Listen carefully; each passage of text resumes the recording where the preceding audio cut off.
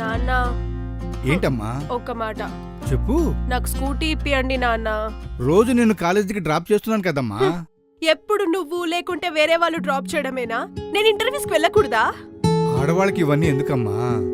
అదే తమ్ముడికైతే కొనిస్తారు. నువ్వు ఆడపిల్లవి, వాడు మగపిల్లవాడు. నీ పెళ్లికి ఏది అవసరమో అది నేర్చుకుంటే చాలు, సరేనా? 2 ఏళ్లలో ఎలాగూ పెళ్ళైపోతుంది, వాడు ఇక్కడే ఉంటాడు.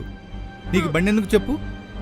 పో నాన్న, తమ్ముడేమో వాడికి నచ్చినట్టుగా ఉండొచ్చు, నేనేమో మీకు చెప్పినట్టుగా వినాలి.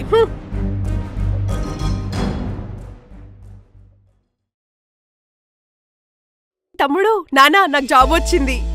కంగ్రాట్స్ అక్క. అవునా? కంగ్రాట్స్. అదేంటి, నాకు జాబ్ వచ్చిందంటే మీ రియాక్షన్ ఇంతేనా? కంగ్రాట్స్ అని చెప్పాను కదా. ఏంటిది సరిపోతుందా? వాడు కాలేజీ అయిపోయి 2 సంవత్సరాలు అవుతుంది.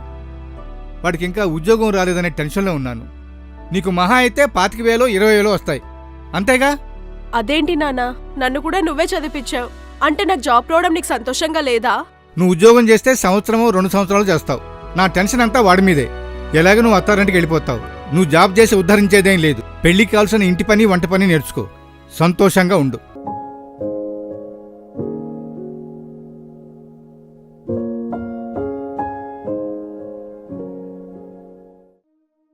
సేటు, నా కొడుకు ఇంకా ఉద్యోగం రాలేదు, ఇంకా కోర్సులు గీర్సులు అంటున్నాడు.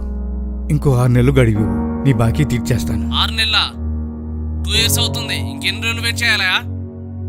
2 రోజుల్లో కనుక డబ్బులు ఇవ్వకపోతే ఇంటికి వచ్చి గొడవ చేస్తా, గుర్తుపెట్టుకో. అలాగా, సరే.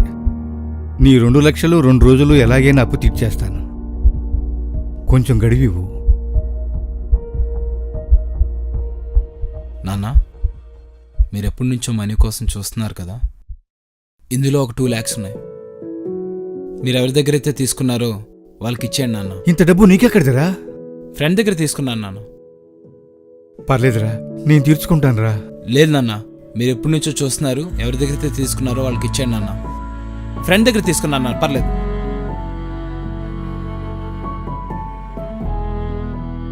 ఎంతైనా కొడుకు కదా, తండ్రి బాధ్యతని బాధని అర్థం చేసుకున్నాడు.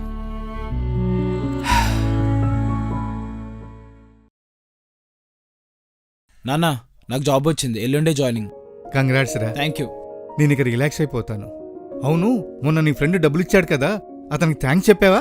ఆ విషయంలో అక్కకు చెప్పాలి నాన్న థ్యాంక్స్. ఏంట్రా నువ్వు అనేది? అవునన్నా, మీకు ఈ విషయం చెప్పొద్దంది. 2 లక్షలు ఇచ్చింది అక్క. కష్టాలు నష్టాలు కొడుకే కాదు నాన్న, కూతురు కూడా తీర్చగలదు.